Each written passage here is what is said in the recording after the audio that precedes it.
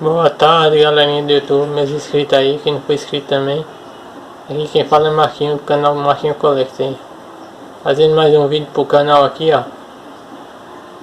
Pelo título aí que tá aparecendo aí, ó, você já sabe quem é, né? Scarface aí. Nova figura que eu adquiri da minha coleção, entendeu? E vou apresentar um pouco dela e falar um pouco desse filme aí, do personagem, entendeu? Quem é das antigas assistiu, né? Scarface aí, ó. Aí curtia bastante. Vou mostrar, apresentar minha peça aqui. Uma peça bem da hora aqui, ó. Bem detalhada. Segurando a arma aí, entendeu? Liga na detalhe dessa peça aqui, ó.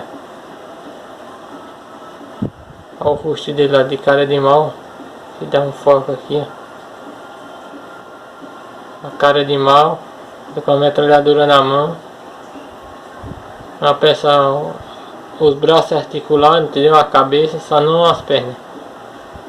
A roupa emborrachada, entendeu? E também emborrachado, isso aqui é tudo emborrachado. O terno dele, a calça. É uma peça clássica, né? Quem gosta de filme clássico, a metralhadora, detalhe. E sai da mão dele também. Aqui, ó. Metralhadora. Bem feita. É isso aí. Vou deixar um pequeno vídeo aí, galerinha. Vocês veem sobre um pouco da vida do ator, né? Que fez o Scarface. E desse grande clássico aí, né? Do cinema aí. Aí confira aí, ó. Fica um pouco com a imagem aí da figura da minha coleção, ó. Top, né? Show de bola. Adquiri há pouco tempo agora. Aí, ó. Perfil, cara de bravo. Aí, ó. Show de bola essa peça.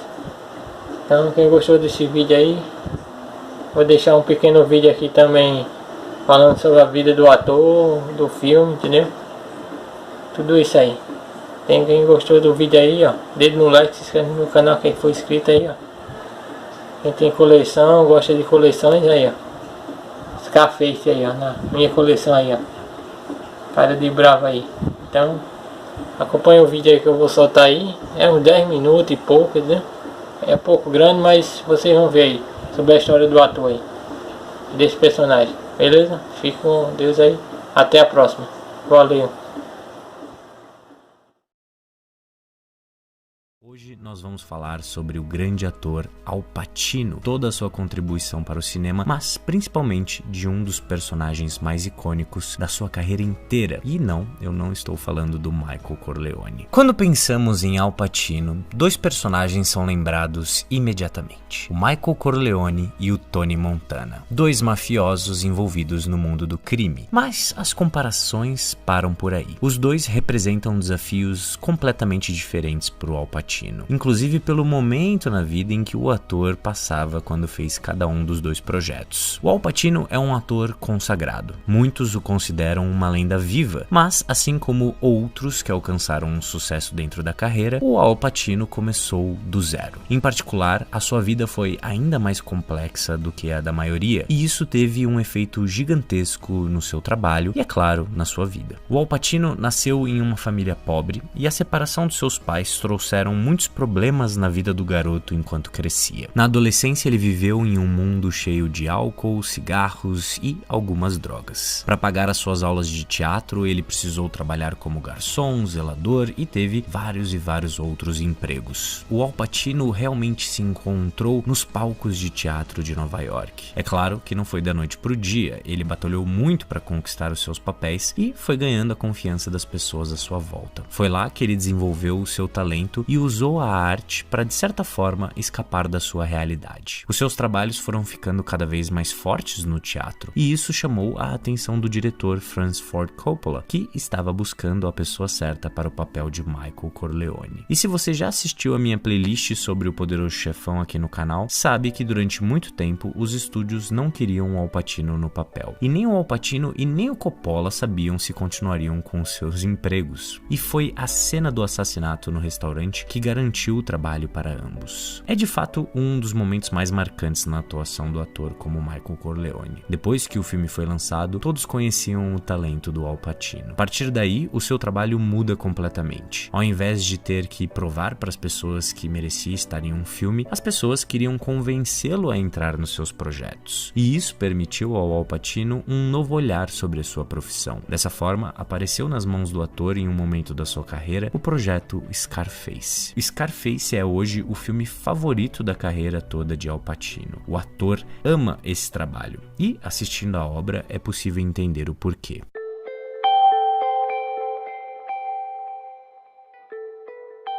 Scarface é uma adaptação do original de 1932. O filme foi escrito pelo Oliver Stone e dirigido pelo Brian De Palma. E a abordagem desse clássico dos anos 80 foi bem diferente da do original, focando agora nas máfias cubanas e como elas acabaram dominando Miami. Inicialmente, eles tiveram muitos problemas com a população cubana de Miami, que via a produção com maus olhos, acreditando que o filme tinha sido financiado por Castro para sujar o nome daquelas pessoas que foram para os Estados Unidos. Mas, obviamente, essa não era a intenção do filme. Então, como solução, a produção filmou em várias outras cidades dos Estados Unidos para reproduzir Miami visualmente, como uma ilusão. Algumas poucas cenas foram gravadas de fato na cidade. As histórias violentas dessas organizações chamaram muita atenção dos criadores, que de fato fizeram um filme à altura. O interessante é que Scarface tem um tom próprio. Desde a trilha sonora até a cinematografia, a sensação que temos é de estar visitando uma hiperrealidade. Um universo em si criado para contar a história do Tony Montana, e essa hiperrealidade acontece em diversos campos na construção do filme. Quando pensamos nos cenários, desde as primeiras cenas somos levados para sets únicos, que ajudaram a compor uma grandiosidade da história. Os figurinos em si contam a história que estamos por ver. Quem são essas pessoas e em que mundo elas vivem? E é claro, através da violência, é realizada uma crítica muito clara ao tema de filmes de máfia. O público que sempre se interessou pelo gênero desde os filmes da década de 30, agora se deparava com um filme igualmente sedutor, mas brutalmente violento.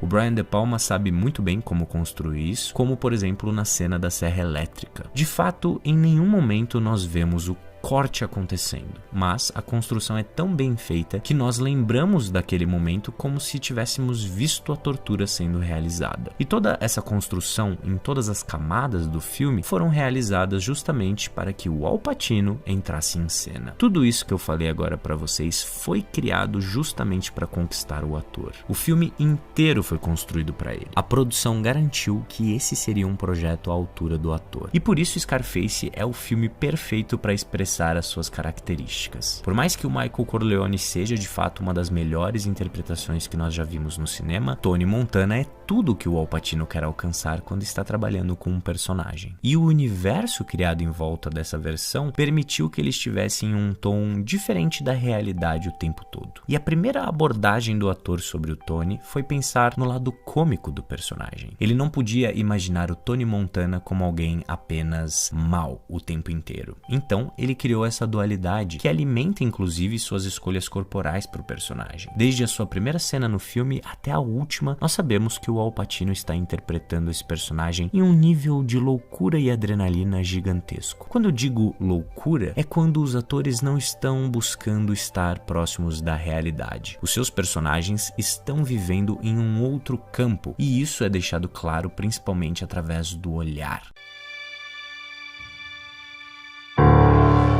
O que acontece de fato dentro da história é a evolução e destruição do personagem. Em quase 3 horas de filme, nós acompanhamos o Tony Montana vindo de Cuba e cometendo um crime atrás do outro para subir na vida. Algumas dinâmicas do personagem são bem interessantes para que a evolução dele aconteça. O Tony é um homem leal aos seus, tanto aos seus amigos como aos seus chefes. E esse é um ponto forte dentro do roteiro porque cria conflito em diversos momentos com a sua ganância. O De Palma queria mostrar o universo da cocaína em que o Tony está inserido como ele acreditava realmente ser. Um paraíso na superfície e um inferno para todos aqueles que decidirem mergulhar nos negócios. O Tony faz o mergulho mais profundo possível dentro do filme, mas, curiosamente, o que ferra ele completamente com seus sócios no final é a sua ética em relação às crianças. E é exatamente por isso que o filme é tão interessante. O Tony Montana é um personagem imprevisível. O tempo inteiro o Al Pacino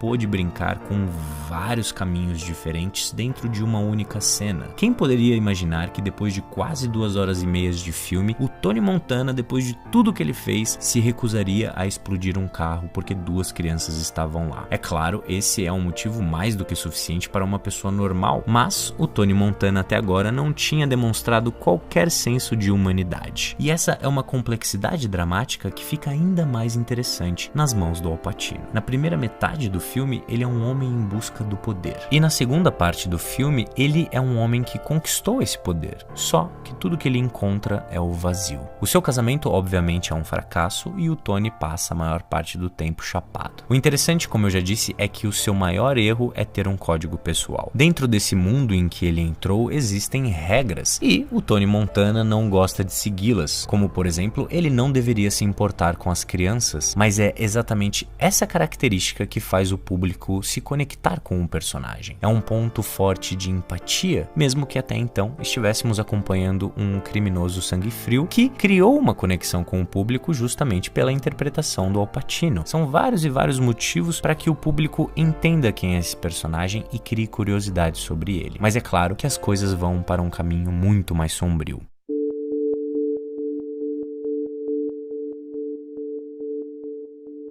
O Tony Montana é uma mistura do absurdo com a realidade. O Al Pacino entrega uma interpretação tão potente que nós entramos naquele universo de cabeça. Desde o começo, todas as decisões dele são em busca de mais. O diretor e o próprio Al Pacino decidiram que a melhor forma do Tony Montana cair seria com as suas próprias atitudes. Ele se autodestrói depois de destruir tudo à sua volta. Antes de ser atacado por um exército de homens, o Tony destrói o que talvez fosse a única coisa boa dentro da sua vida, matando seu melhor amigo por ciúmes de sua irmã. Inclusive, o filme cria essa relação bizarra em que ele se apaixona pela própria irmã, e isso não acontece à toa, porque ele quer ter tudo e todos. E o importante é que ele é engolido por essa sua própria visão de mundo. O Al Pacino gosta do Tony Montana porque ele possibilitou ao ator visitar as mais diferentes camadas de loucura, de diversão, de violência. Além disso, é um personagem divertido, que fala o que pensa, tem a violência correndo por suas veias, as explosões de fúria e raiva que o ator sempre gostou de ter são um tom quase que comum para o Tony Montana. E o mais impressionante é colocar esse personagem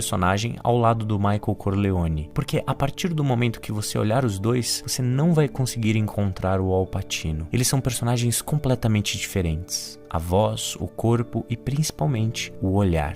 É como se o Al Pacino não estivesse ali. Ele virou ator por uma necessidade de escapar da sua realidade. E com isso, ele nos dá de presente uma filmografia com os mais diversos personagens.